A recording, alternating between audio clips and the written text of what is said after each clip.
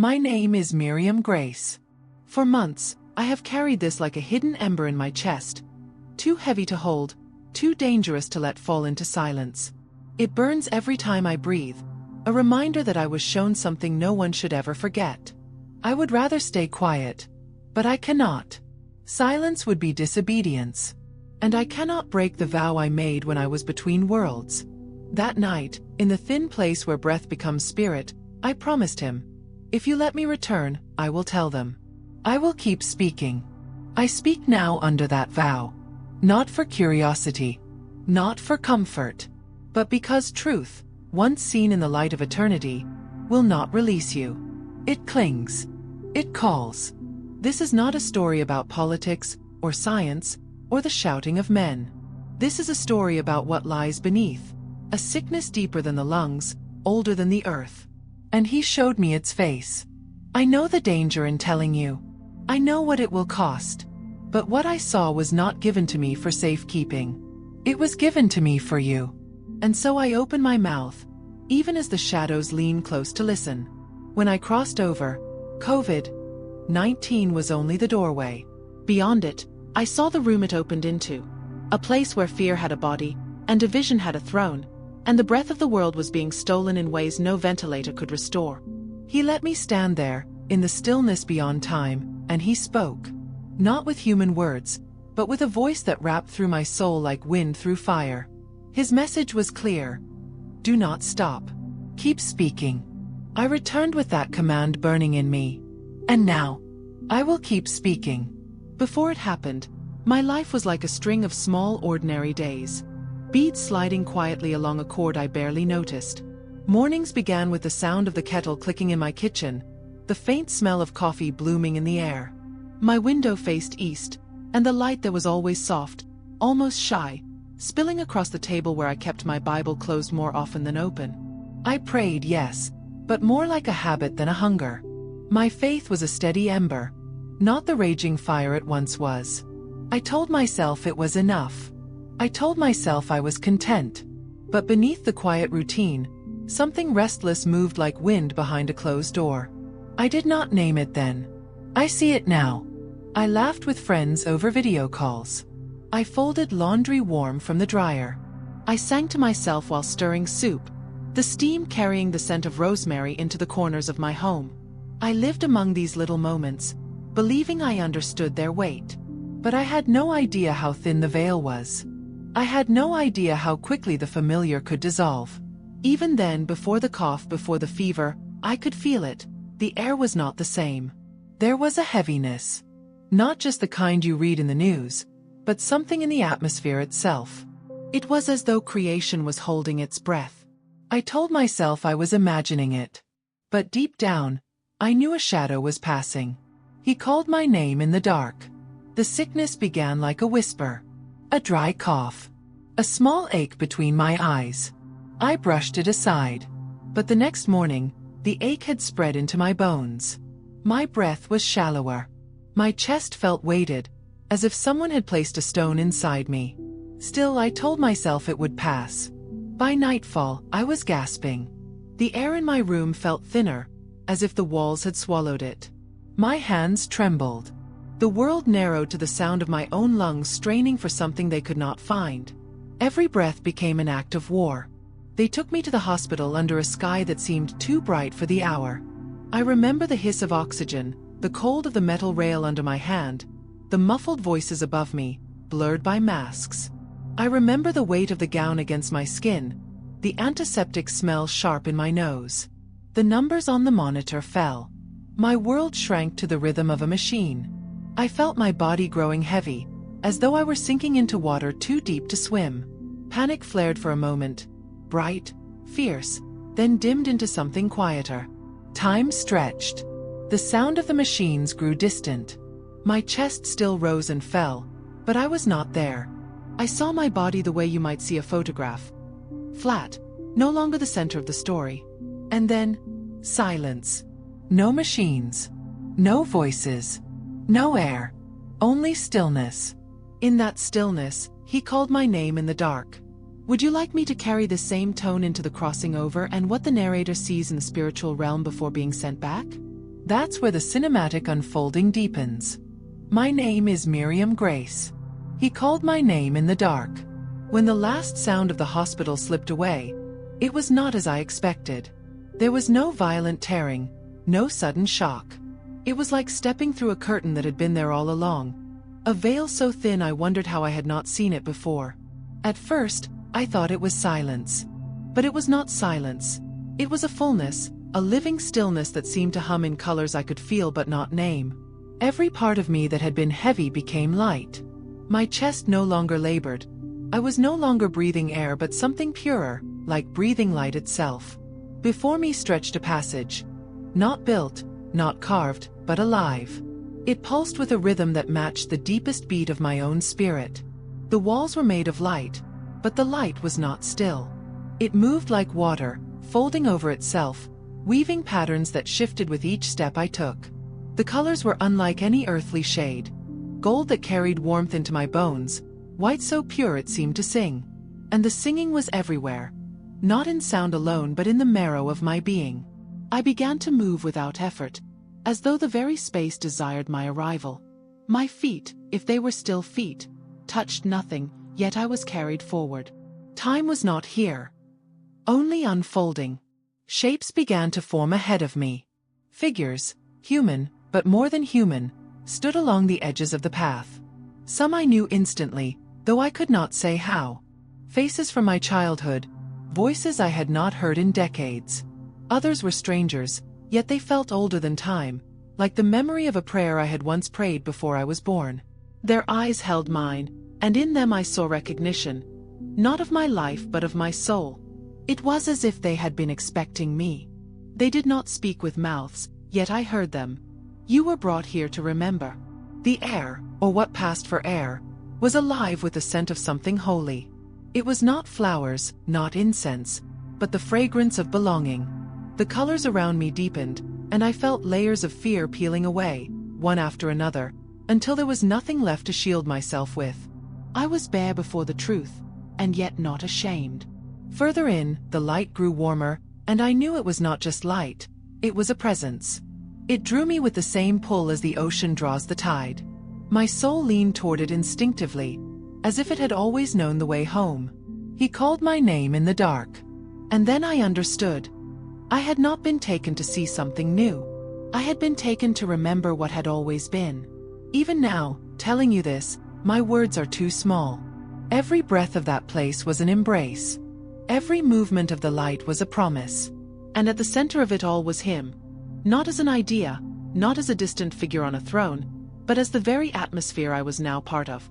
He was not waiting for me to arrive. He had always been around me, in me, through me. I simply could not see until now. There were no clocks there, no measure of moments, only the knowing that I was seen completely and loved without measure.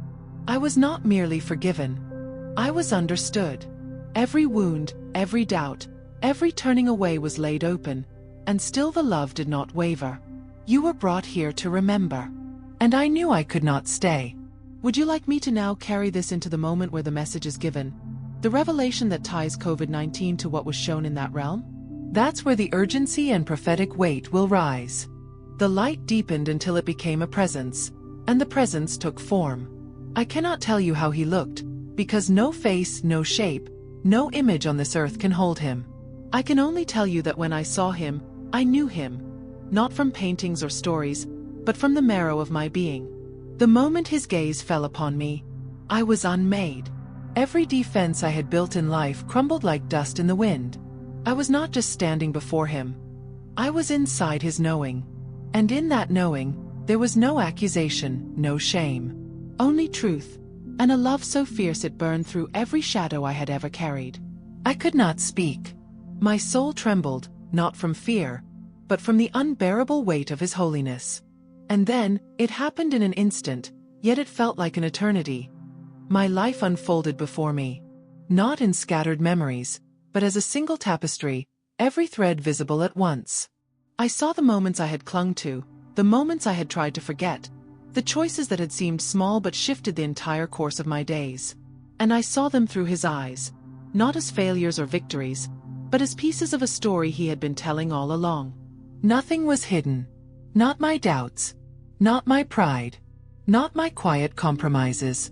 Not even the prayers I had spoken half-heartedly. He saw them all, and he held them in the same hands that bore scars for me. I realized then that I had spent my life thinking I knew him, but I had only known the edges, the outlines. Here, I saw the fire at the center. Here, I saw the Lamb who had been slain and yet stood in victory. He called my name in the dark. And then his voice entered me. Not through my ears, but straight into the depths where no one else can go. It was not sound. It was not thought. It was being. Miriam, you must return. I wanted to argue. I wanted to say no, to stay in the place where love was the air and light was the ground beneath me. But his words carried a weight I could not refuse. There is a war, he said. Not with weapons you can see, not with armies you can count. It is over the breath of my creation. The sickness is only the smoke. The fire is deeper. Images poured into me. Faces hidden behind masks, not just of fabric but of fear. Nations trembling under the weight of unseen chains. I saw shadows moving among the crowds, feeding on panic, turning hearts cold, dividing brother from brother. I saw truth bent and twisted until even those who loved the light could no longer tell it from the dark. It is not as the world thinks, his voice continued. This is not only a plague of the body. It is a plague of the soul. And many will not survive it, even if their bodies live. I felt the sorrow in him, not a distant pity, but a grief that shook the heavens. And yet, within that grief was a command, a commissioning. You will tell them, he said. Tell them that fear is the true infection. Tell them that the breath I gave is still holy, still mine. Tell them to return to the fire. The words echoed through me. Return to the fire. Return to the fire. I understood then that this was not just about disease or death. It was about a turning, a choosing, a cleansing. The world had been brought to its knees, not only to expose its weakness, but to reveal its hunger. And only the flame of his presence could fill it. I bowed, or rather, my soul folded in on itself before him, and I whispered the only vow I could. If you send me back, I will not be silent. He stepped closer, or perhaps I was drawn nearer to him, and for a moment, his glory was more than I could bear. I thought I would dissolve into it forever. And then he said, Go. I am with you in the dark. He called my name in the dark. And I began to fall. Not down, not away, but back. Back through the light, back through the passage, back toward the weight of a body that had once been dying. And as I fell, his words rang through me, unending. Return to the fire. Return to the fire. If you want, I can carry this next into the return and awakening section, where she comes back to her body, bearing the unbearable weight of the message. That's where the tension shifts from heaven's stillness to earth's chaos. He called my name in the dark. And when I turned, I did not see a single face. Only the war. It was not waged with swords or guns, but with whispers that slithered into hearts, with shadows that stretched over nations, with a sickness that moved faster than breath. And I understood, in a moment that felt like the breaking of the sky, that what the world called a pandemic was only the outer skin of the plague. The deeper poison was not in the lungs. It was in the spirit. They must see beyond the sickness. I was shown cities in silence, not because the streets were empty, but because hearts no longer spoke to one another. Families stood in the same rooms yet lived as if separated by glass. Trust dissolved like salt in water. The world became a place of masks, not only over mouths, but over souls. I saw churches that had once burned with worship now standing as cold shells, their doors closed not by law but by fear. I saw pulpits where truth once thundered now echo with safe words that cost nothing. The lamps that should have been trimmed and burning were left to sputter, their light smothered under the weight of distraction and doubt. They must see beyond the sickness. The war was not about a virus. It was about vision. The enemy moved not in the cough or the fever, but in the way eyes turned inward instead of upward, in the way suspicion replaced compassion, in the way division became a language everyone seemed fluent in. I could hear it, like a chorus of fractured voices, brother against brother, sister against sister, church against church. And over it all, I saw a hand reaching. Not clenched in anger, but open, scarred, patient, persistent. It was his. Still calling. Still pleading. Still waiting for his people to remember they were never meant to survive by fear, but to overcome by faith. Return to the fire. The vision deepened. I was lifted above nations, and I saw them covered in a gray fog. It seeped into homes, into schools, into governments. But what froze my spirit was not the fog itself. It was how quickly people made peace with it, learned to breathe it in as if it were the air they were born for. They must see beyond the sickness. And then I understood. The greatest danger was not that the body would die, but that the soul would forget how to live. That the people of God would become so accustomed to survival that they would stop hungering for revival. That hearts would become so numb that they would no longer ache for the kingdom. I saw him weep, not because the storm was fierce, but because his children had anchored themselves to the wrong shore. They had chosen the safety of walls over the risk of stepping into the waves with him. Return to the fire. The vision shifted again, and I saw a great table stretching across the earth. On it lay the bread and the wine, the covenant itself, untouched. Empty chairs waited for those too distracted to come, too offended to sit beside one another, too consumed with fear to lift their heads. And the refrain burned in me until it was all I could say. They must see beyond the sickness. This war is not against flesh and blood. It is against the spirit that blinds, the voice that divides, the weight that smothers the flame. The only cure is the unity found in Christ, the kind that breaks the chains of fear, the kind that refuses to bow to the chaos of the age. And I vowed then, if I came back from that place, if breath returned to my lungs, I would tell them, even if they mocked, even if they turned away, even if my voice shook, they must see beyond the sickness. They must return to the fire. When I awoke, it was like being hurled back into a body too small for the soul it now carried. My lungs seized like they had forgotten their ancient rhythm, and air came in ragged gasps that sounded more like weeping than breathing. The white glare of hospital lights pierced my eyes, but it could not drive away the afterglow of where I had been. My chest burned, not from the illness, but from the fire I had brought back with me. I heard the beeping of machines, the shuffle of feet, the muted whispers of nurses who thought I was still half dreaming. But I was more awake than I had ever been. My hands gripped the sheet as if it were the edge of that heavenly threshold, and I wanted to pull myself back through it. Yet I knew. My vow had brought me here. Return to the fire. My family came. They stood at my bedside, their faces etched with the relief of those who have been bracing themselves for a funeral. I told them what I had seen, the light, the voice, the shaking that was coming. I spoke as if the words themselves could build an arc around them. But they smiled the kind of smile people use to mask worry. They told me I had been delirious, that the fever had written dreams on my mind. But I knew it was not fever that called my name in the dark. When I left the hospital, I carried my story like a flame in cupped hands. I began to speak. At first, only to friends. Then to strangers. I poured the vision into posts and videos, casting it like seed into the winds of the internet. Some leaned in. Some wept. But many laughed. They rolled their eyes. They said I was chasing ghosts in the shadows of a pandemic. Still, I kept speaking. Then the resistance came. It began in dreams. Not the dreams of light, but of shadow. Dense and clinging like smoke from an unholy fire. Shapes moved at the edges of my sleep, never quite visible, but always watching.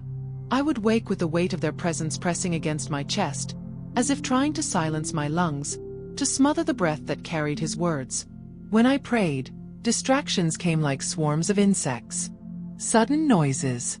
Disruptions in the house. Devices failing without cause. Conversations that soured without reason. It was as if the very air rebelled when I began to speak of the vision. They don't want this truth to spread. I felt it. Not paranoia but a knowing. The unseen war I had been shown was not far away. It was here, tangled in the unseen spaces of every moment. And each time I opened my mouth to speak, the darkness stirred, like water troubled by a stone thrown deep. Return to the fire. The cost of obedience was not only the loneliness of being misunderstood. It was the invisible pressure, the constant weight of resistance.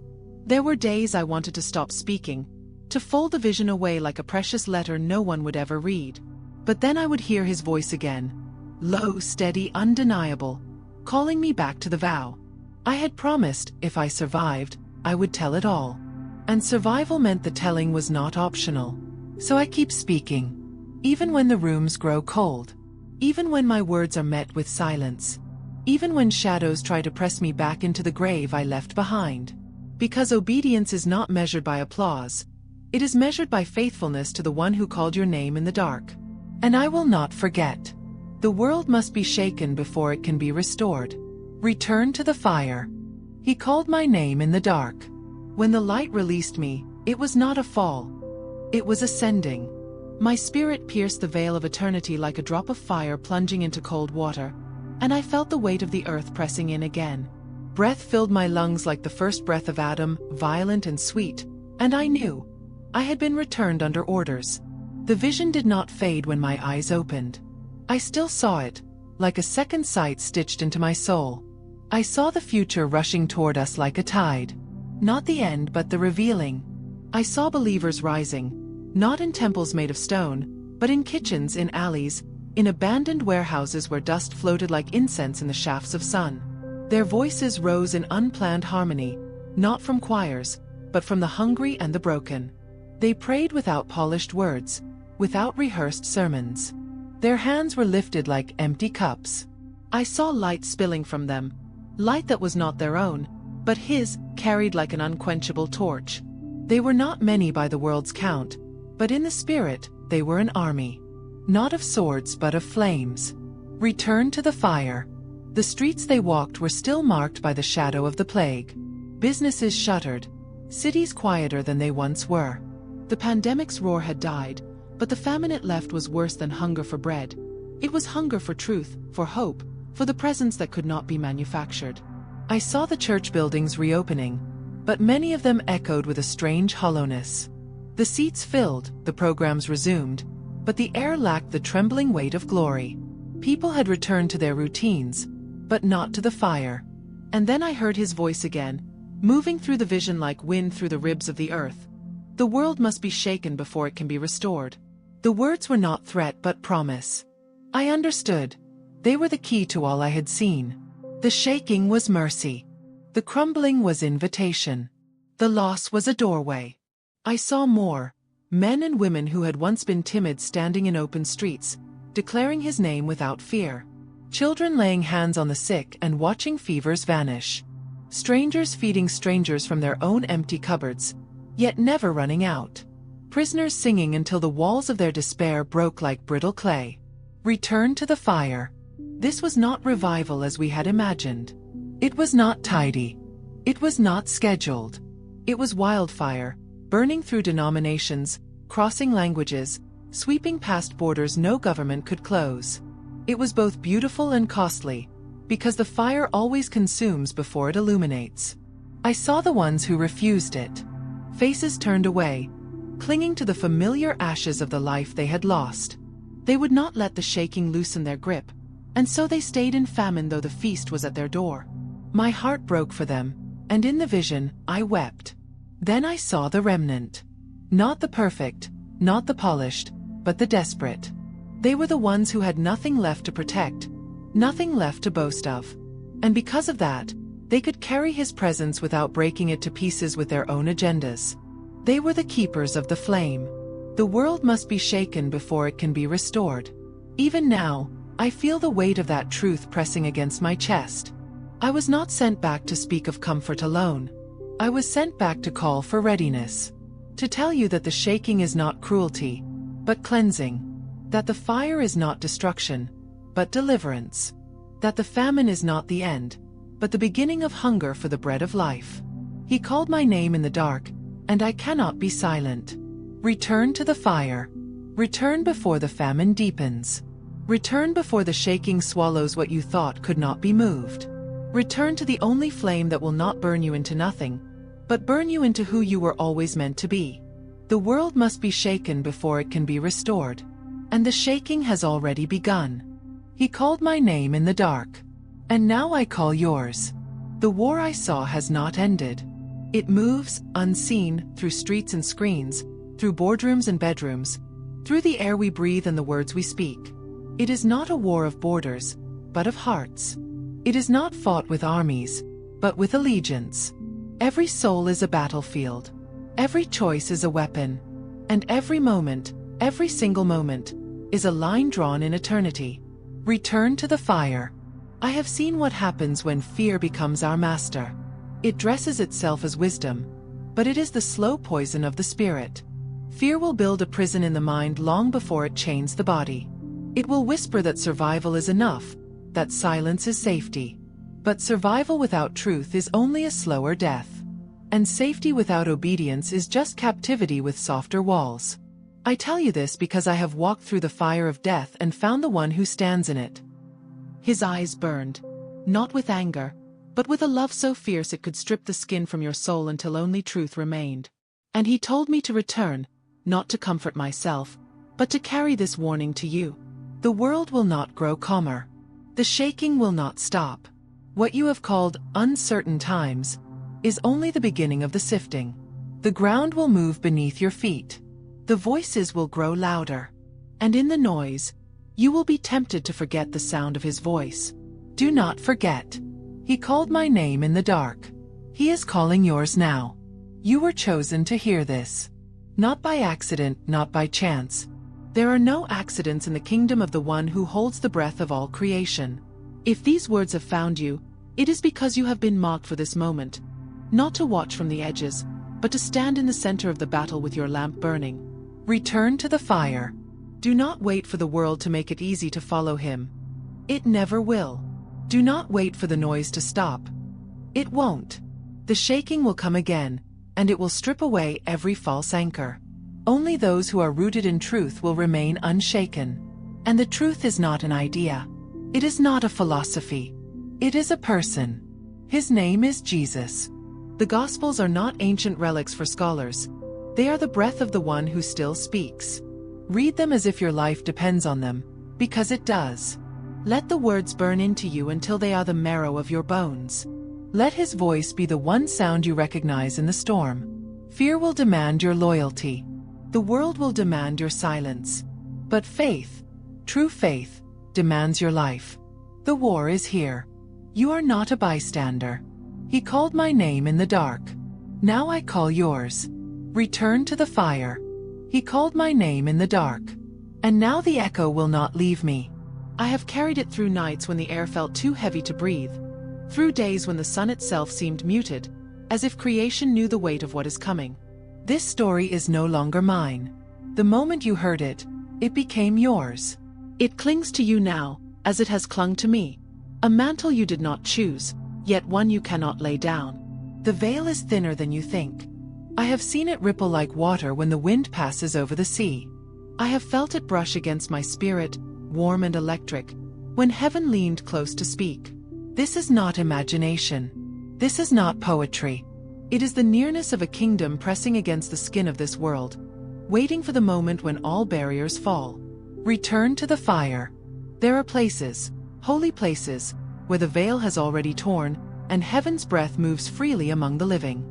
But there are other places where the air is thick with the shadow of what is not God, a counterfeit light, a subtle venom that feels like truth until it poisons the soul. I have stood in both. I can tell you the difference now, because I have touched the hem of eternity and come back with ashes in my hands. You are not hearing this by accident. This moment was written before your first heartbeat. The one who knit you together knew the day and the hour you would stand in this intersection of eternity and choice. And here you are, still breathing, still able to decide which fire you will stand in. The consuming fire of his presence, or the devouring fire of the world's ruin. He called my name in the dark. He is calling yours now. The time is now. Choose. Do not think the darkness will wait for you. It moves swiftly, quietly, through compromise, through distraction, through the gentle lullaby of a comfortable life. But the light, his light, demands your awakening. It will not let you sleep in peace while the world burns unseen around you. The veil is lifting. I can see it in the eyes of those who have chosen. I can feel it in the trembling of the earth beneath the feet of the praying. I can hear it in the low hum of intercession that rises in secret rooms and abandoned churches, where a few refuse to let the flame die. Return to the fire. When the veil is gone, there will be no more pretending.